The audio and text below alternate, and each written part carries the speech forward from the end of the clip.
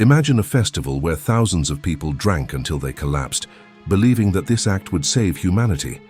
In ancient Egypt, this was not just a legend, it was an annual tradition. Welcome to the Festival of Drunkenness, a celebration, of excess and devotion that reveals some of the most fascinating beliefs of Egyptian civilization.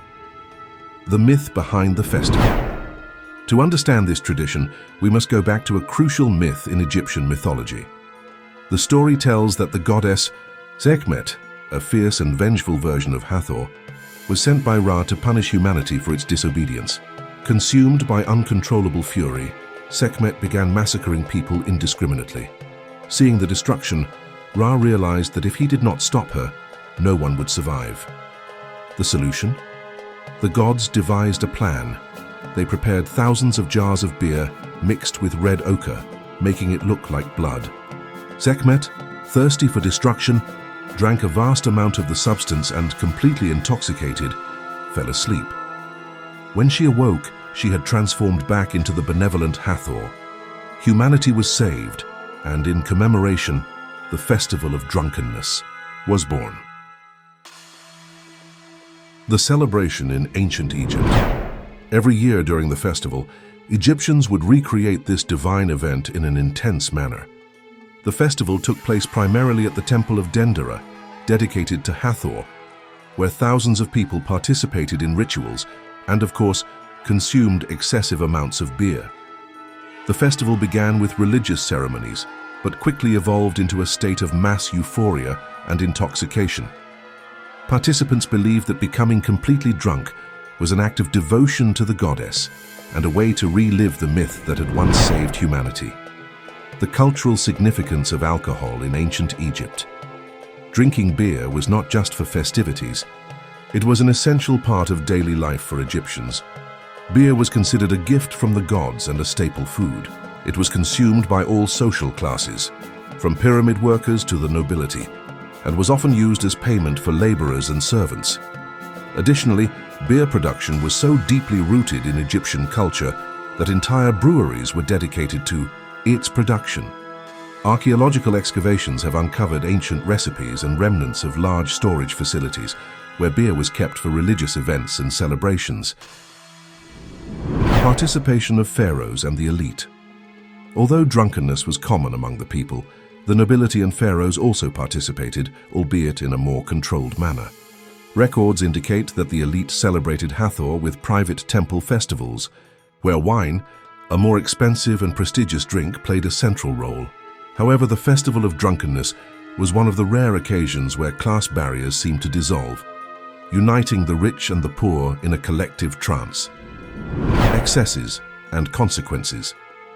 Historical accounts indicate that the festival was filled with loud music, frenzied dancing, and intense spiritual rituals. Women who served as Hathor's priestesses played sistra, sacred musical instruments, and encouraged complete submission to the trance. The state of intoxication was seen as a way to communicate with the gods. At the height of the festival, many worshippers would collapse and spend the night in the temples, believing they could receive divine messages in their dreams. The day after the festival was marked by rest and recovery, and in some regions, purification rituals were performed to cleanse the body after the excesses. The festival also had a significant social aspect. It was a time when merchants profited from selling food and drinks, and musicians and artists played a key role in creating the festival's magical atmosphere. The event represented a rare moment of freedom for Egyptians, where they could express their emotions without the usual constraints of daily life. Comparison with other ancient festivals.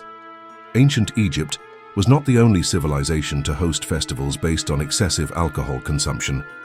In ancient Greece, the Dionysian festivals, dedicated to the god of wine, Dionysus, encouraged drinking as a means of liberation and divine connection. In Rome, the Bacchanalia followed a similar model, with rituals involving wine, music, and dancing in honor of Bacchus.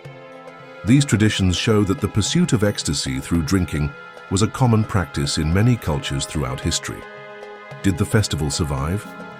Although the Festival of Drunkenness disappeared over time, its essence can still be seen in modern celebrations. Events like Carnival, religious intoxication rituals in various cultures, and festivals centered around alcohol bear similarities to this ancient Egyptian tradition.